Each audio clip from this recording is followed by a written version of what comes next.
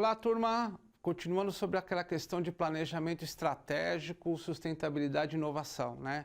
A gente vai começar a falar agora sobre análise de SWOT, né? Que é análise de riscos e ameaças dentro dessa questão do planejamento estratégico, né?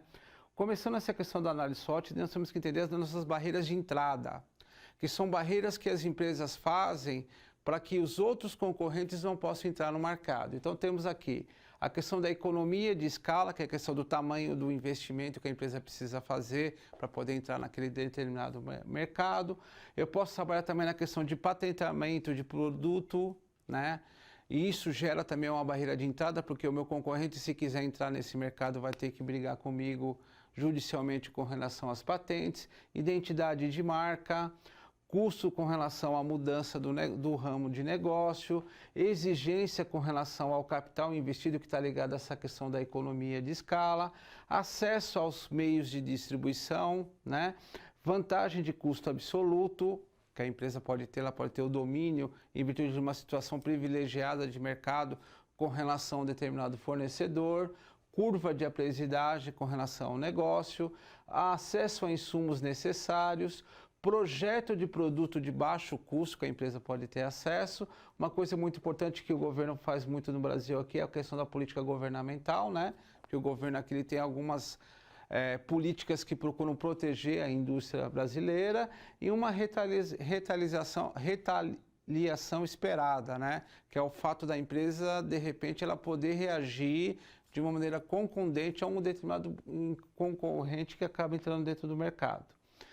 A competição da empresa, ela se dá, e isso gerou como impacto aquela questão que nós conversamos na aula anterior com relação à emissão de carbono, é o crescimento da indústria, custos fixos na questão do valor adicionado, excesso de capacidade das indústrias cronicamente colocado, né? Diferenciação de produtos, identidade de marca, custo de mudança novamente, concentração e equilíbrio, quer dizer, concentração de produtos no determinado segmento, como por exemplo, no caso na exploração de metais e minérios aqui no Brasil, que estão na mão de poucas empresas, praticamente estão na mão de 2 empresas, toda a nossa produção de aço.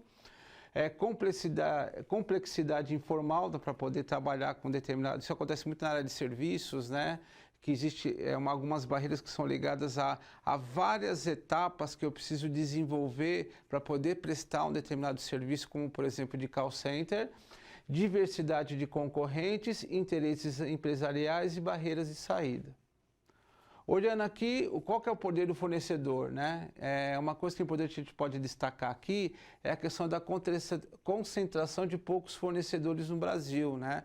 O Brasil é um país que ele tem muito problema de monopólio. Nós temos o monopólio do cimento, nós temos o monopólio do aço, nós temos o monopólio do petróleo, nós temos o monopólio da produção de plástico, e isso acaba impactando muito nessa questão de como barreiras do poder do fornecedor de negociação, né? Praticamente alguns fornecedores impõem os preços com relação aos fabricantes dentro da cadeia produtiva. Custo relativo a custos totais da indústria, impacto sobre o custos de custo ou de diferenciação, e a ameaça de integração frente em relação à ameaça de integração de trás para frente das empresas, né? Muitas vezes o meu próprio fornecedor, ele vai buscar, muitas vezes, ele ocupar aquela própria linha de negócio. Poder de comprador, concentração de compradores versus empresas.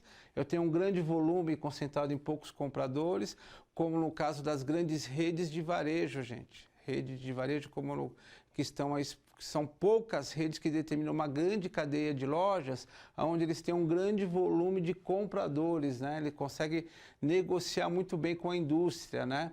Informação do comprador, possibilidade de integração para trás, se ele quiser, ele pode criar uma fábrica para fornecer para ele mesmo, e produtos substitutos, tá certo? Produtos substitutos a gente tem o quê? Custo de mudança, que eles acabam observando, e proteção do comprador a poder substituir essa questão dos produtos de substitutos. Qual que é a ideia do posicionamento de mercado, a grande busca no negócio? É a liderança de custo, onde eu tenho um ganho de escala, de volume e preço. Eu começo a ganhar a escala do mercado e depois eu começo a aumentar o preço. A China faz muito isso dentro do mercado. E a questão de diferenciação, que é a questão de uma coisa importante, que é a agregação de valor, né?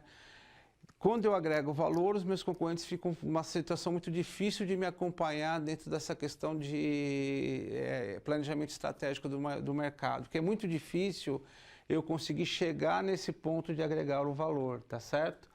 Por fim, eu estou aí disponível para dúvidas para vocês. Um forte abraço nesse semestre e vamos tocando junto a nossa vida aí. Um abraço.